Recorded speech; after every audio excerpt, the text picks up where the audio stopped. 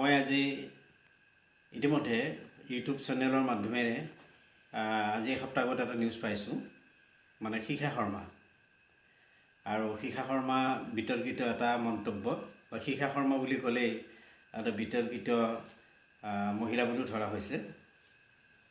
ভাৰতৰ ইতিহাসলৈ যদি যোৱা হয়, মই ভাবোঁ যে শিখা শৰ্মাই নিজকে ক'ব খোজে যে ভাৰতৰ ইতিহাসত তেনেকুৱা লিখক, সাহিত্যিক বা তেওঁলোক সমাজ সংগঠক বা তেনেকুৱা ধৰণৰ সমালোচক জন্মা নাছিল আৰু মই জন্মিছোঁ আৰু মই অসমৰ মানুহক দৃষ্টিগোচৰ কৰিব পাৰিছোঁ বুলি অনুভৱ কৰিছে, যদি তাৰ ভিতৰত ক্ষুদ্ৰতম ৰাজনীতি সোমাই থকা নাই। কাৰণ এইকাৰণে ক'ব বিচাৰিছোঁ, এজন প্ৰাক্তন সৈনিকে দিয়া এটা নিউজ বুলি ক'ব নোৱাৰি, তেওঁৰ আৱেগেৰে অন্তৰখন, তেওঁৰ হৃদয়খন ভাঙি যোৱা যেন অনুভৱ হৈছে।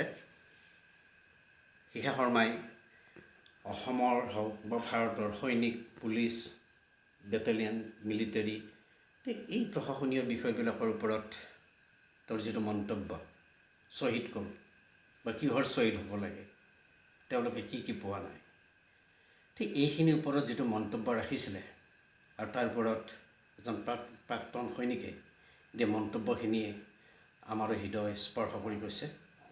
কাৰণ এইকাৰণে গৈছে যে দেশ স্বাধীনতাৰ পিছৰ পৰা এতিয়ালৈ যদি চাবলৈ যাওঁ, আৰু সেই সৈনিকবিলাকৰ কাৰণে যি সময়ত কাৰ্গিল যুদ্ধই হওক বা তেনে সময়ে ভাৰত পাকিস্তান সীমাৱৰ্তী অঞ্চলতেই হওক হৈ যোৱা ঘটনাত, কাশ্মীৰতেই হওক, আমাৰ বহু যুৱকৰ মৃত্যু হ'ল, বহু মাতৃৰ বুকু সোধা হৈছে, বহু পিতৃৰ বুকু সোধা হৈছে। সেই হৃদয় ভঙা পৰিৱেশ আৰু তাক লৈ প্ৰয়াত অতি শ্ৰদ্ধাৰ ডক্টৰ ভূপেন হাজৰিকাদেৱেও এই সৈন্যসকলৰ কাৰণে গীত গাই গৈছিল, বা অসমীয়া যিবিলাক মাতৃ আছিলে বা সৈনিকৰ মা দেউতাক আছিল, তেওঁলোকৰ হৃদয়বোৰ শীতল কৰিবৰ কাৰণে তেওঁ গীতসমূহ লিখি থৈ গৈছিলে বা গাইছিলে।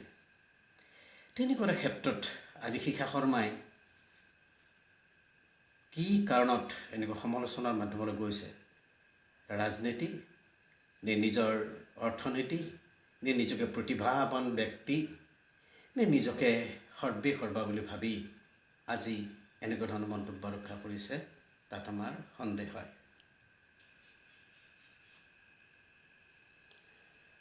এইখিনিতে মই সেইকাৰণে এটা কথা ক'ব বিচাৰিছোঁ, আমি তেনেকুৱা ধৰণৰ সাহিত্যিক, কবি বা দৰ্শনৰ ব্যক্তি নহয়, কিন্তু এটা কথা উপলব্ধি আছে, দেশ মাতৃৰ হকে আমিও চিঞৰিছিলোঁ, আজিও আছোঁ, দেশৰ কাৰণে কান্দিব বিচাৰোঁ, দেশক ভাল পাব বিচাৰোঁ।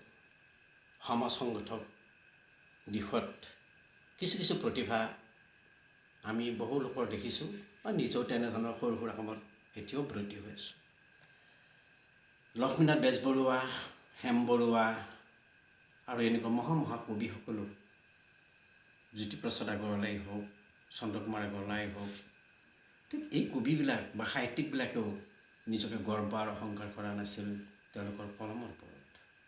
কিন্তু আজি শিখা শৰ্মাৰ কলমত নিগৃহীত হৈছে অহংকাৰ, গৌৰৱ, নিজকে প্ৰতিষ্ঠিত কবি, সাহিত্যিক বা সমাজ সংগঠক হিচাপে নিজকে স্বীকৃতি দিব বিচাৰিছে। তে মহা সাহিত্যিক কবিয়ে কৈছিল, যে নিজৰ গুণৰ গৰিমা নিজে গায়, তাৰ দৰে মূৰ্খ আৰু পৃথিৱীতেই নাই। আজি অনুভৱ সেইটো হৈছে। আজি অসমখনৰ প্ৰতিটো মুহূৰ্তত উঠি অহা নৱপ্ৰজন্ময়ো ঘৃণিত চকুৰে চাবলৈ আৰম্ভ কৰিছে শিখা শৰ্মাক। তেতিয়াহ'লে উদ্দেশ্য ক'ত?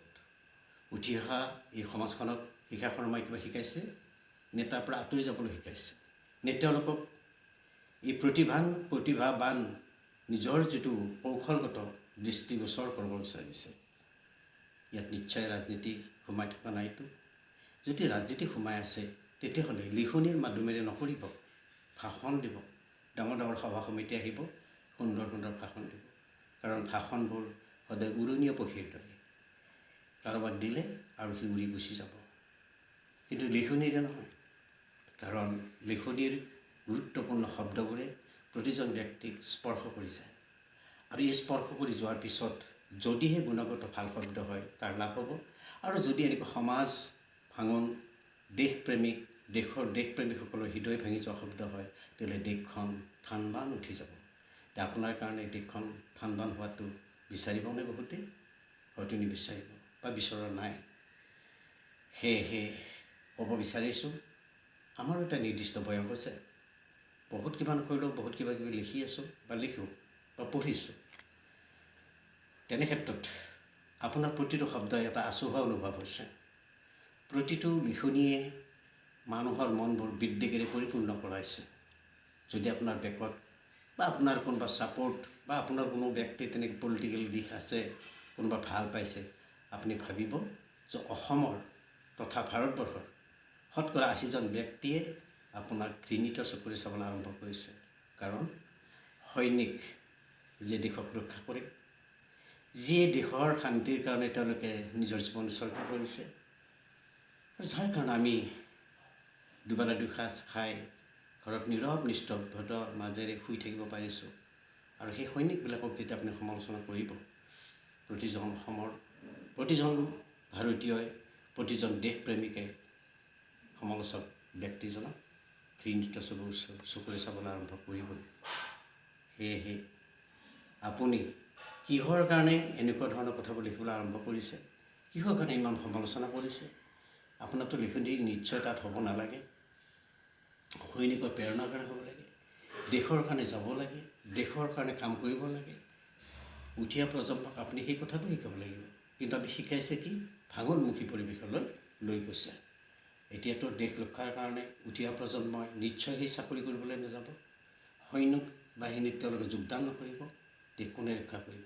তাৰমানে ইনডাইৰেক্টলি এইটো কথাই বুজোৱা নাইনে আপোনাৰ কলমৰ মাধ্যমেৰে উঠি অহা প্ৰজন্মই পিছুৱাই আহক, দেশখন ভাঙি চুৰমাৰ হওক, সেইটোৱে যেন আপোনাৰ শান্তি, সেইজন আপোনাৰ উদ্দেশ্য। যে শেষত মই দেশৰ শান্তিৰক্ষা বাহিনী, সৈনিক, পুলিচ, বেটেলিয়ান, যিমানবোৰ দেশ শান্তিৰক্ষক আছে, আটাইলৈ মই এনেকুৱা লিখনিৰ বিপক্ষে থাকি আপোনালোকক মই শুভেচ্ছা দিছোঁ, আন্তৰিক অভিনন্দন জনাইছোঁ। আপোনালোক কেতিয়াও পিছৰ নাহিব, কেতিয়াও ভাঙি নপৰিব। কাৰণ আপোনালোক আমাৰ দেশ ৰক্ষক, আমাৰ শান্তি ৰক্ষক। আপোনালোকৰ কাৰণে আমি শান্তিৰে দেশখনত থাকিব পাৰিছোঁ, নিজৰ গৌৰৱ অনুভৱ কৰিব পাৰিছোঁ। পৃথিৱীৰ ভিতৰত ভাৰত এখন সৰ্বশ্ৰেষ্ঠ ৰাষ্ট্ৰ হিচাপে আজি পৰিগণিত হ'ব পাৰিছে। কিহৰ কাৰণে? যে প্ৰতিৰক্ষা বিভাগটো এনেধৰণে দেশখনক ৰক্ষা কৰিছে, য'ত মহাপ্ৰতাপী চীনেও আমাক আগুৱাই আহিবৰ কাৰণে সাহস কৰা নাই। এয়া আমাৰ গৌৰৱ, এয়া আমাৰ শান্তি, এয়া আমাৰ শ্ৰদ্ধা। নমস্কাৰ।